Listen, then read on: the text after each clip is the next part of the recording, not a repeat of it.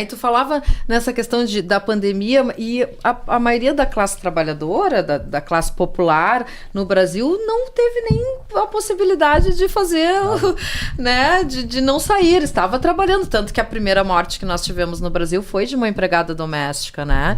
Então isso também diz muito, né, Safato?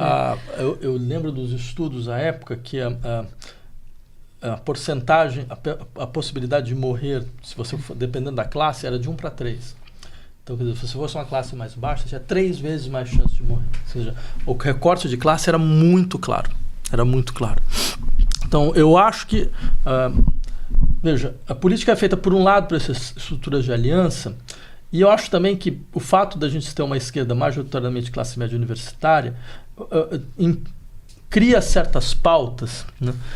E que nem sempre são as pautas das pessoas que estão em situações mais vulneráveis, né? Exemplo, olha só, um dos eixos fundamentais da política de esquerda é a defesa radical da igualdade. Eu costumo dizer, uma posição de esquerda é uma coisa muito simples de você entender. É uma defesa radical da igualdade e da soberania popular, né? Ou seja, a transferência do poder para as mãos da sua fonte, né?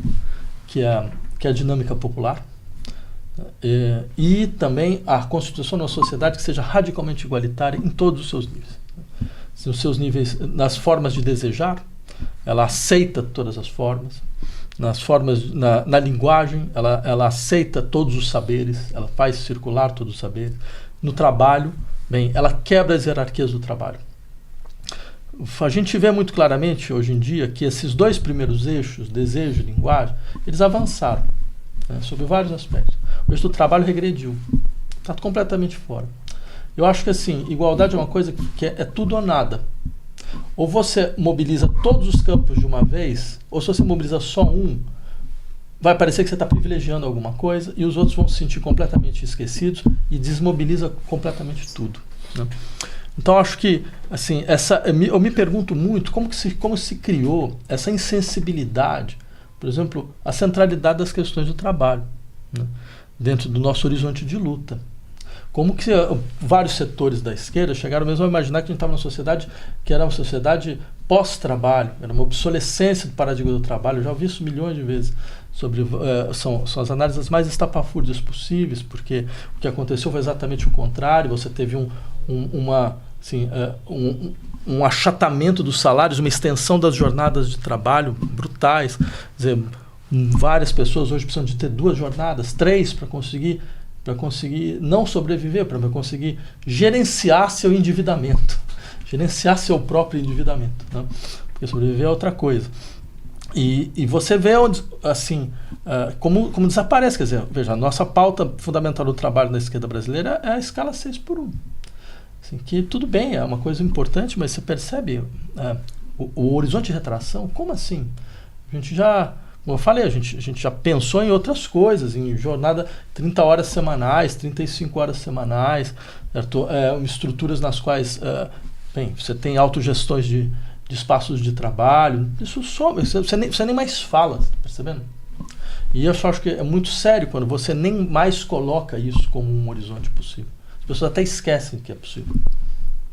Não, e a própria questão da legislação trabalhista dos direitos, hoje todo mundo, ou a maioria dos profissionais são MEI, são empresa, né? A gente perdeu essa questão Não, você tem setores da esquerda que admitem hoje, por exemplo, uma sociedade que ela se organiza sobre a forma de empreendedores privados, né? Quer dizer, como se que isso significa a capitulação final.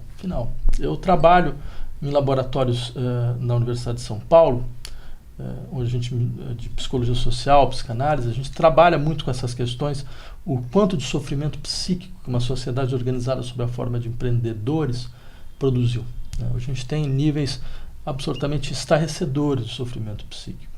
15,5% da população brasileira é diagnosticada com transtorno depressivo.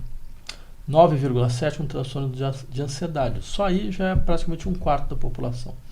E é claro, isso está muito vinculado à precariedade da vida, à precariedade material da vida, à precariedade material das formas de reprodução da vida, à destruição da possibilidade de reconhecimento no interior de um espaço. Você trabalha 10 horas por dia, você tem que submeter às injunções mais absurdas, estapafúrdias do mundo, a essas estruturas hierárquicas as mais indescritíveis possíveis. Se você não tem mais formas de solidariedade no interior desses horizontes que possa fazer com que você se sinta mais defendido nos seus interesses, nas suas habilidades, nas suas capacidades. Então, ou seja, é um inferno. Então, assim, grosso modo, o mundo do trabalho hoje é um inferno. Quem entra hoje no mundo do trabalho tem que lidar com uma situação absolutamente infernal. Imaginar que isso não vai produzir sofrimento nas pessoas, você não vai ter pessoas que vão se quebrar psiquicamente, é uma abstração, é você não saber do que as pessoas são feitas. Certo? Então, e ainda a gente defender esse tipo de horizonte, percebe? Ou naturalizar, ou dizer, não, a gente tem que saber lidar com isso. Se for isso, a gente está perdido. Só a única coisa que eu posso dizer, porque de empreendedorismo a esquerda não entende nada. O que eu sei? O que a gente sabe de empreendedorismo? A gente nunca empreendeu nem um carro de pipoca. Se for assim, aí figuras como Pablo Marçal tem muito mais espaço, porque aí eles sabem como fazer. O cara conseguiu empreender nada, ele empreende o ar, entendeu? Assim, ele vende um saber que ele nem tem ideia do que é, então, quer dizer, pelo menos disso ele entende. Mas ele vende um sonho, um conceito, né? E que é justamente isso, que aí a gente perde no debate ideológico, porque quando a gente se defende empreendedorismo, a gente está perdendo no debate do trabalhador, dessa questão da coletividade. E uma outra questão que tu fala sobre essa... eu diria assim, você nunca pode vencer uma luta se você usa a linguagem do seu oponente. Nunca. Você já perdeu. Você já entrou perdendo. Você tem que obrigar seu oponente a falar a sua língua. Essa é a base da luta política. E a gente constantemente é puxado para o debate deles, né? Exatamente.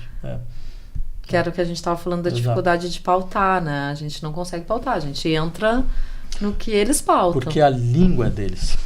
Porque o espaço de comunicação é deles. Porque até esse espaço, sabe, Big Techs, redes sociais, tudo é um espaço que foi criado por um tipo de personalidade que é muito mais adaptada à personalidade autoritária deles, né? Uma personalidade funcionalizada, espetacularizada, ela é estereotipada, ela mobiliza por impacto, certo? Ela é completamente mobilizadora dos estereótipos mais facilmente identificáveis, mais rapidamente identificáveis. Isso é toda uma forma de existência. Não é só um espaço de comunicação. Isso é uma gramática de existência, entendeu? E que é muito mais adaptada ao modelo da personalidade autoritária do que de outro tipo de estrutura da subjetividade. Então é claro que nesse campo, inclusive, a gente perde, a gente vai sempre perder. Nesse espaço a gente perde, com essa língua a gente perde. Então, acho assim, tem toda uma questão de entender a política, é um corte de faca que você faz nessa mesa, e você pega uma parte da mesa e você fala, não, agora isso está fora, isso está de outro lado, isso vai funcionar de outra maneira. Na política, ela quebra a linguagem no meio, ela corta a linguagem no meio, ela obriga uma outra comunicação, como a gente sempre fez. Você cria comunicações alternativas, entendeu? Você cria redes alternativas de comunicação com outra forma de sensibilidade, porque a questão fundamental da política é a sensibilidade, é quem controla a sensibilidade, quem cria a sua sensibilidade, quem define o ritmo da sua sensibilidade, a velocidade dela, a intensidade dela, o que ela consegue perceber, o que ela não consegue perceber, o que ela está aberto, o que ela está fechado, né? Então, quem faz isso define brutalmente quais são as possibilidades do político. E isso não está sendo feito por nós. E a gente nem sabe como fazer, né? Estamos perdidos nesse processo, me parece, Safatli. A gente não vê luz nem caminho. Olha, eu não acho que a gente não saiba, não. Acho que a gente tem muita história para trás, tem muita experiência que foi deixada de lado. Eu acho que muitas vezes um dos elementos fundamentais do futuro é não destroçar o passado, né? É não calar o passado, né? Então você tem inclusive experiências que vão sendo feitas em lugares isolados, que podem ser ampliadas e que não são ampliadas porque as pessoas não procuram, né? Lá, por exemplo, no México você tem um território zapatista autônomo há pelo menos 20 e poucos anos, né? Você percebe?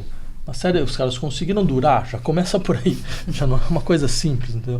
Conseguiram durar, tudo bem, é um espaço, tem, sei lá, dá para 20, 30 mil pessoas, é um espaço todo, então, mas de qualquer maneira, quer dizer, isso traz coisas que podem ser pensadas, refletidas, ampliadas, né? Quer dizer, que quanto a democracia também, Atenas era o quê? Tinha quantas? 10 mil pessoas, né? Então, como tudo começa pequeno, né?